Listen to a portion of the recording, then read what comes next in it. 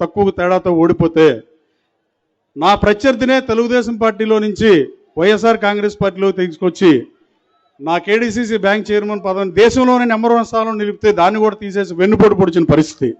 నేను అతనికి ఎన్నికల్లో ఎలా ఉపయోగపడేది గుడివాడ ప్రజలకు చాలామందికి తెలుసు. నేను అతనికి అన్నం పెడితే నాకు సున్నం పెట్టాడు సోదరులారా.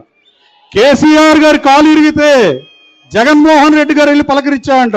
ఇతను రేవంత్ రెడ్డి గారికి కూడా కాలు ఇరిగితే వెళ్ళి పలకరిస్తాడు జగన్మోహన్ రెడ్డి అంటున్నాయంటే అతనిలో ఎంత అమానవీయ కోణం దాగుందో మీరే ఆలోచించి ఇతని గురించి ఎంత తక్కువ మాడుకుంటే అంత బెటర్ అని నేను భావిస్తున్నాను సోదరులారా. అలాగే ప్రస్తుతం రాష్ట్రంలో రొటేషన్ పద్ధతిని అమలు చేస్తున్నాడు ముఖ్యమంత్రి.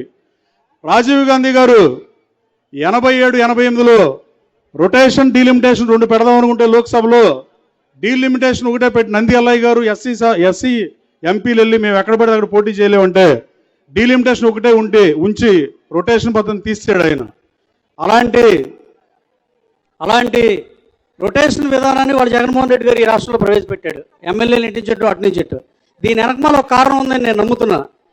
1978లో ఎమర్జెన్సీ మీద ఎన్నికలకు వెళ్ళారు, 83లో ఆత్మగౌరవం మీద ఎన్నికలకు వెళ్ళారు, 85లో బ్యాక్ స్టాప్ మీద ఎన్నికలకు వెళ్ళారు. అట్లాగే 2014లో ఈ రాష్ట్రానికి అనుభవకుడైన ముఖ్యమంత్రి ఉంటే బెటరా, చంద్రబాబు నాయుడు గారు బెటరా, జగన్మోహన్ రెడ్డి గారు బెటరా అని వెళ్ళారు ఎన్నికలకి. కానీ ఇప్పుడు ఎమ్మెల్యే అభ్యర్థులతో నాకు పని లేదని చెప్పి ఇక్కడ రొటేషన్ చేసి కేవలం నన్ను చూసే ఓటేయండి, ఈ రాష్ట్రానికి జగన్ కావాలా, జగన్ వద్దా అనే స్థితికి తీసుకెళ్దామని ట్రై చేస్తున్నాడు. కానీ తెలుగుదేశం పార్టీ నాయకులు, కార్యకర్తలు ప్రజలకు విరివిగా చెప్పండి, విస్తృతంగా ప్రజల్లో ప్రచారం చేయండి. ఈ రాష్ట్రానికి ఇప్పుడున్న పరిస్థితుల్లో చంద్రబాబు నాయుడు గారు ముఖ్యమంత్రి అయితే బెటరా, జగన్మోహన్ రెడ్డి గారు ముఖ్యమంత్రి అయితే బెటరా అనేది మీరు జనంలో తీసుకెళ్లాలని కోరుకుంటూ, అలాగే కొంతమంది పనికిమాలిన మంత్రులు అడుగుతారు చంద్రబాబు నాయుడు గారు ఏం చేశారు ఈ రాష్ట్రానికి అని. చంద్రబాబు నాయుడు గారు ఈ రాష్ట్రానికి ఏం చేశాడో చెప్పడానికి ఒక రోజు కూడా సరిపోదు. ఆయన ఫైనాన్షియల్ డిస్ట్రిక్ట్ 15,000 ఎకరాల్లో కట్టిన, 300 ఎకరాల్లో హైటెక్ సిటీ కట్టిన, 5,400 ఎకరాల్లో శంషాబాద్ ఎయిర్పోర్ట్ ప్లాన్ చేసిన, అక్కడ దాకా ఎందుకు మంత్రుల విషయంలో కూడా చంద్రబాబు నాయుడు గారు ఆయన దగ్గర పనిచేసిన మంత్రుల్లో కొందరు ముఖ్యమంత్రులు అయ్యారు, కొంతమంది మంత్రులుగా వేరే పార్టీల్లో కూడా ఎక్స్పీరియన్స్ తీసుకుని పరిపాలించే పరిస్థితి.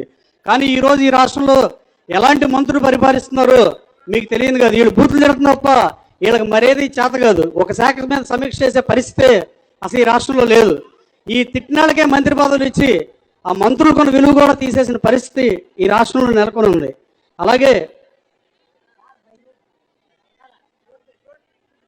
చంద్రబాబు నాయుడు గారు ఏం చేశారు, దావోస్ వెళ్ళినప్పుడు ఒక రాష్ట్ర ముఖ్యమంత్రి దావోస్ వెళ్ళింది ఫస్ట్ ముఖ్యమంత్రి చంద్రబాబు నాయుడు గారు. అలాగే అమెరికా సియాటిల్ వెళ్ళి మైక్రోసాఫ్ట్ కంపెనీ మా రాష్ట్రంలో పెట్టమడిగిన ఫస్ట్ ముఖ్యమంత్రి చంద్రబాబు నాయుడు గారు. ప్రధానమంత్రులు ఎత్తారు కానీ ఒక రాష్ట్ర ముఖ్యమంత్రి వెళ్ళే పరిస్థితి అంతకుముందు లేదు. జగన్మోహన్ రెడ్డి గారు ముఖ్యమంత్రిగా ఫెయిల్ అయ్యాడని రాష్ట్ర ప్రజలందరూ ఇప్పుడు భావించే పరిస్థితి. చంద్రబాబు నాయుడు గారు అక్రమ అరెస్టు బాధాకరం. 53 రోజులు జైల్లో ఉన్నప్పుడు ఆయన 45 సంవత్సరాల పాటు ఈ రాష్ట్ర ప్రజలకు చాకరీ చేసిన దానికి గ్రాటిట్యూడ్గా ప్రపంచంలోని నలుమూలల తెలుగు ప్రజలు ఎక్కడుంటే అక్కడ కొంతమంది వైసీపీ శ్రేణులు కూడా ఈ వయసులో ఆయన్ని జైల్లో పెడతాం బాధాకరమని భావించిన పరిస్థితి. అలాగే ఇప్పుడు ఆయనకి చాలా ఎనర్జీ ఇచ్చారు. ఎట్టి పరిస్థితి ఈ రాష్ట్రానికి ముఖ్యమంత్రి అయితే ఇంకా బాగా పనిచేస్తాడని మీ అందరికీ తెలియజేస్తూ, రాబోయే కాలంలో ఈవీఎంలో ప్రజలు పట్టణొక్కడికి ఎదురు చూస్తున్నారని నేను నమ్ముతున్నా, తెలుగుదేశం పార్టీ కూడా నమ్ముతుంది. ఈ రాష్ట్రానికి చంద్రబాబు నాయుడు ముఖ్యమంత్రి అవడం తక్షణ అవసరంగా రాష్ట్ర ప్రజలు భావించే పరిస్థితి రాష్ట్రం నెలకొని ఉంది. అలాగే సోదరుడు రాము ఎన్ఆర్ఐగా రాష్ట్ర రాజకీయాల్లోకి వచ్చాడు, ఏదో మంచి చేద్దామని. మేము ఈ పనికిమాలిన పనులు చేయం, మట్టి తోవం, కొండలు తవ్వం, గుట్టలు తవ్వం, అవినీతి కార్యక్రమాలు చేయడానికి మేము రాజకీయాల్లోకి రాలా. అట్లాగే ఎవరో వాళ్ళకి కడుపు కొడతాకి నేను రాజకీయాల్లోకి రాలా. గుడివాడలో ఏ పేద ప్రజలయో మధ్యతరగతి ప్రజలయో స్థలాలు కొట్టేయడానికి రాలా. రాముకు అవకాశం ఇవ్వమని మీ అందరినీ మరోసారి కోరుకుంటూ ఈ అవకాశం ఇచ్చిన ప్రతి ఒక్కరికి ధన్యవాదాలు తెలియజేసుకుంటున్నాను. జై హింద్.